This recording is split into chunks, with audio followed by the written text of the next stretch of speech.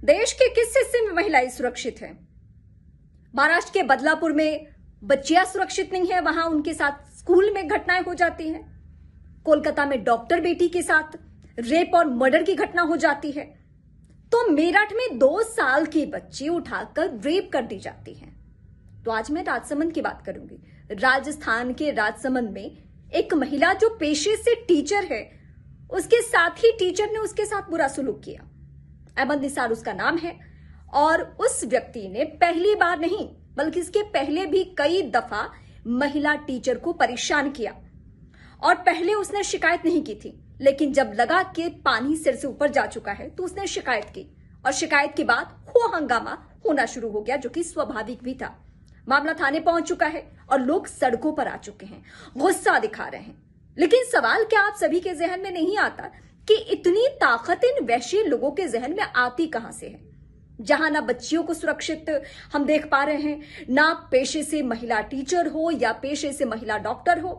जो जहां है, यानी आप अपने कार्यस्थल में, आप अपने स्कूल में, आप अपने आसपास में, बहुत मामले तो ऐसे भी होते हैं जहां घर परिवार में भी लड़कियां महफूज नहीं होती हैं। तो कब तक ये कैंडल जलाने का सिलसिला चलेगा? कब तक हम गुस्सा दिखाते रहेंगे? क्या हमारे पास कोई ऐसा विकल्प नहीं है जिससे हम महिलाओं को सुरक्षित कर सके?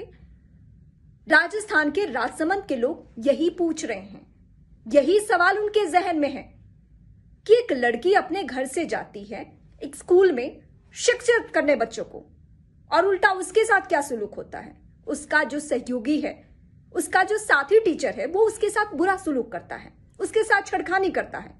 एक बार नहीं, 2 बार नहीं, कई दफा। और जब लगता है कि अब ये बहुत ही मामला आगे बढ़ रहा है, तब वो लड़की अपनी जुबान खोलती है, तब वो महिला टीचर शिकायत करती है और उसके बाद जाकर अब कार्रवाई के नाम पर FIR। लेकिन सवाल यह है कि कब तक राजसमंद, कब तक बदलापुर, कब तक कोलकाता, कब तक मेरठ, ये सिलसिला कहीं थमना है या इसी तरीके से बार बार घटनाएं होंगी? ये सवाल सिर्फ मेरे और आपके जहन में नहीं है, ये देश के हर महिला, हर नागरिक के जहन में है। और अगर ये सवाल सबके जहन में है, देश की सर्वोच्च अदालत तक ने भी बहुत सारे महिला सुरक्षा को लेकर सवाल उठा दिया है, तो फिर कोई तो रास्ता हो, कोई तो विकल्प हम तैयार करें जिससे कि बेटियां घर से जब बाहर निकले तो अपने आप को सुरक्षित महसूस करें।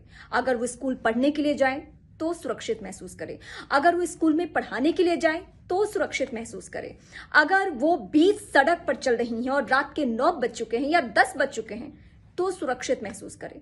अगर हम ऐसा किसी महिला के लिए नहीं कर पा रहे हैं तो फिर क्या मायने हैं इस देश में कानून के, क्या मायने हैं पुलिस के, क्या मायने हैं राज्य सरकारों के बड़े बड़े वादों के, जब एक महिला ही सुरक्षित अपने प्रदेश में नहीं घूम पा रही है, इस देश में नहीं घूम पा रही है? क्या देश की राजधानी दिल्ली, जहां 2012 में एक ऐसी घटना होती है जो सबको हिलाकर रख देती है, निर्भया की घटना, और उसके बाद भी क्या हम उस तरीके से आगे बढ़ पाए? नहीं। जब भी किसी महिला के साथ कुछ बुरा सलूक होता है तो जैसे राजसमंद की सड़कों पर आप लोगों को उतरते देख रहे हैं, वैसे ही लोग उतरते हैं और फिर उतरे हैं। लेकिन इस बार कुछ बड़ा होना चाहिए, इतना बड़ा जिससे कि कोई भी अपराधी, कोई भी आरोपी किसी महिला के ऊपर, किसी बच्ची के ऊपर आंख ना उठा सके।